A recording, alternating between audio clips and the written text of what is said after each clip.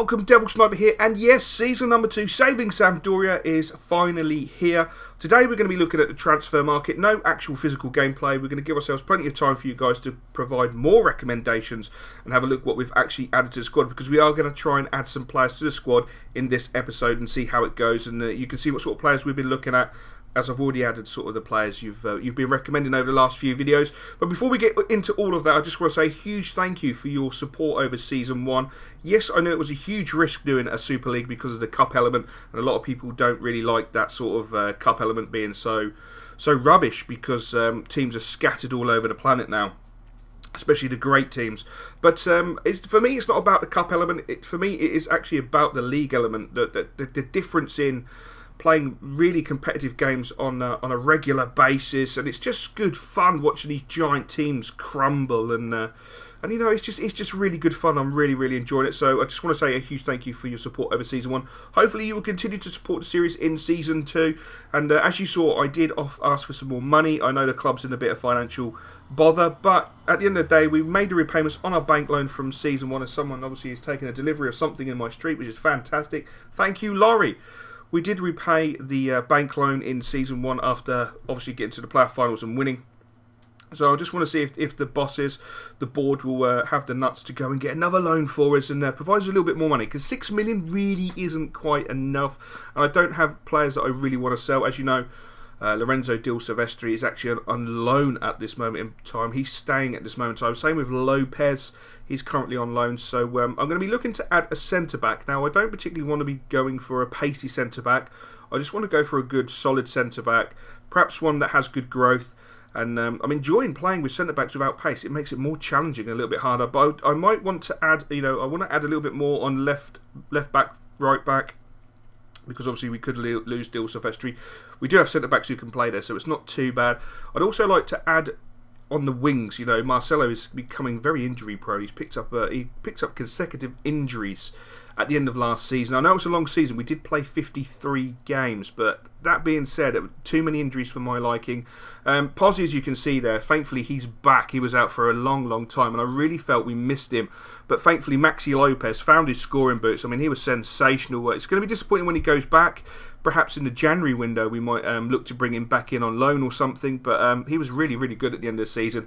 I mean, Luke Castanos came in and done an absolute admirable job. I mean, the winning goal in the playoff final was fantastic. He's going to be deadly, along with our boy Kare. I think is going to be sensational. But overall, I'm really happy with the team. I think we have, at this moment in time, we don't have the greatest amount of depth in certain positions, but we do have a good amount of depth. And as you can see, our boy Tony Vilhena will be out for an additional 4 weeks. So 4 weeks is probably about 6 weeks by the time he gets all his fitness, or by the time we get the email saying yes, he can return to the squad. I think it'll be an additional 2 weeks, maybe 3 weeks. We'll have to wait and see what happens with that. But yes, that's the squad report. As you can see, a few players have actually gone up, which is pretty damn fantastic. I'm chuffed with that. But we've got to bring in some more players, and these are the players that you guys have been recommending. Some of these players I find really interesting. Like, for example, Will Hughes, who plays for Derby County.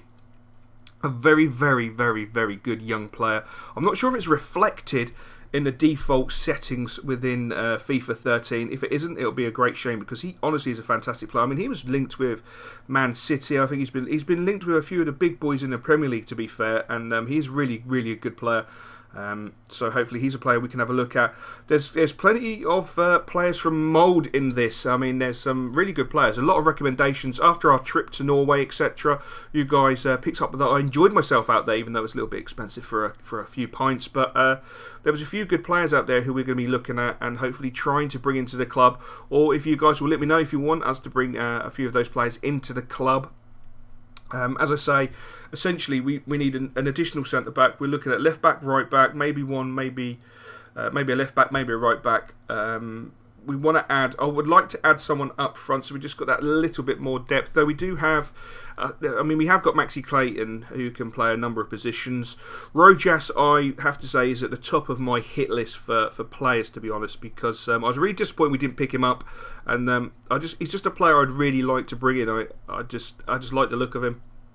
I put Didier Drogba in there, not to buy him, just to show you that he's actually at Fulham at this moment in time, which I can't remember if Fulham are in our league or not. We'll have to have a look and see who's in our division. If Fulham are in our division, then we've got to contend with Didier Drogba, which he's haunted me on a career mode before. He has haunted me. He's quite a beastly player, even at 35. This guy was recommended to me. He basically has low work rates, but some of his I think he has clinical finisher, complete forward. He looks an absolute handful. Nicholas Barkroff. I think it's Barkroff. Is it Barkroff? Yeah, Barkroff. I think he's Swedish as well. I'm pretty sure he's Swedish. He looks a really good young player. Someone who's been recommended to me at the beginning of the career mode. So I only felt obliged to actually put him in now. I mean, he's 5'9", 167. So what's the right wing, left wing striker? Speedster. He's got a lot to offer. I'm not 100% sure how he grows.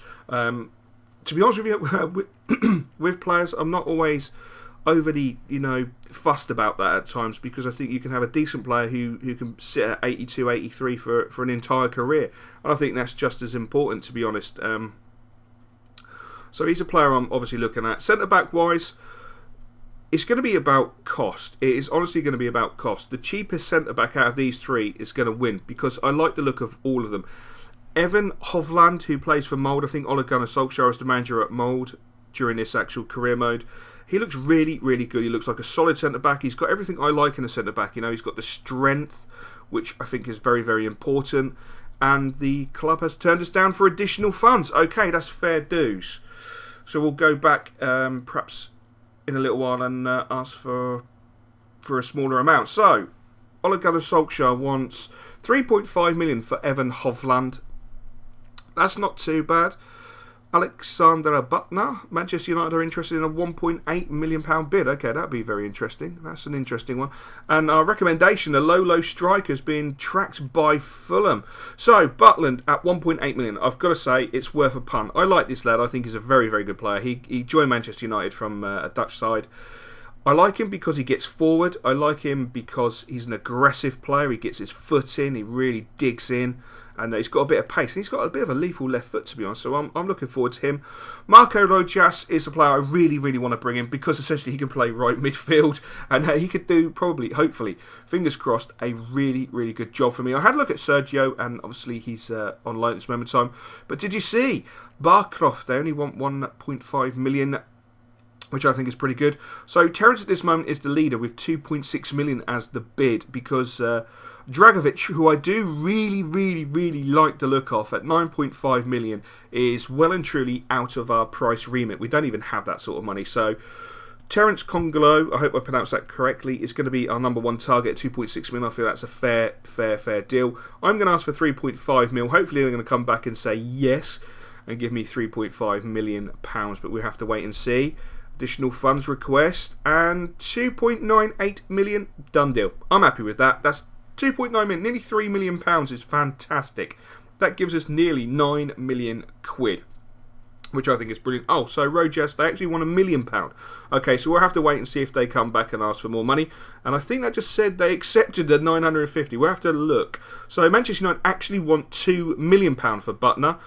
They quoted 1.8, but £2 million I think is worth it. Now, I do feel we're going to have a problem signing him. He's coming from Manchester United. He's coming from the Super Premier League, and it's going to be a huge step down to League One. So we might have a few issues with that transfer, but we'll have to wait and see. I'm not gonna throw money at that transfer, to be honest. I don't see the point. There's other players who we can look at, and perhaps you guys know other players who would be happy to come to a Super League One side and play fullback for us. So, obviously, Rojas, we've offered the contract.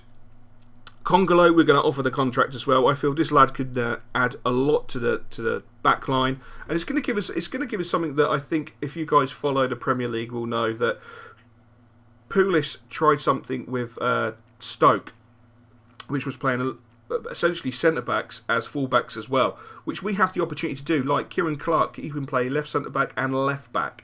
We've got, is it Rossini, who can play actually right-back as well as centre-back. So, we've got good, solid defenders who can play across the park. As you saw with Rojas doesn't think that we can offer him the role, which is fair dues. I wanted to go in there cock hard, because I wanted him badly, so desperately. So we're going to have to offer him a new contract, which we've done.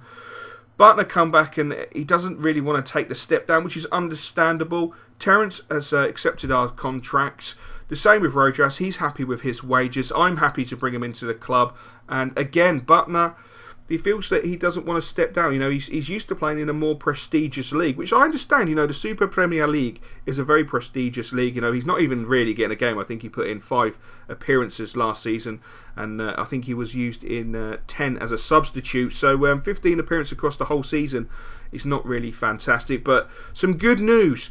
Vilhena is back, so that means he's going to be out for about 2 to 3 weeks. So he should make the beginning of the season, which will be fantastic. We get a transfer offer in for Sergio, and I'm going to say no, sorry, but no cigar. So this season, this is our actual league. This is the teams we'll be coming up against. AZ, Adelaide, America, who play in Mexico. Aston Villa, Mineiro in Brazil. Boca Juniors, Borussia Mönchengladbach. Celtic, Bruges, Copenhagen, is that? I don't know if I pronounced that correctly. Fulham, Galatasaray, Galaxy, Olympiacos, Parma, Real Betis, River Plate, Ruben Kazanz. Obviously, our good selves, we don't play against ourselves. Sporting, Valencia, Vasco da Gama, Werder Bremen, and West Ham United.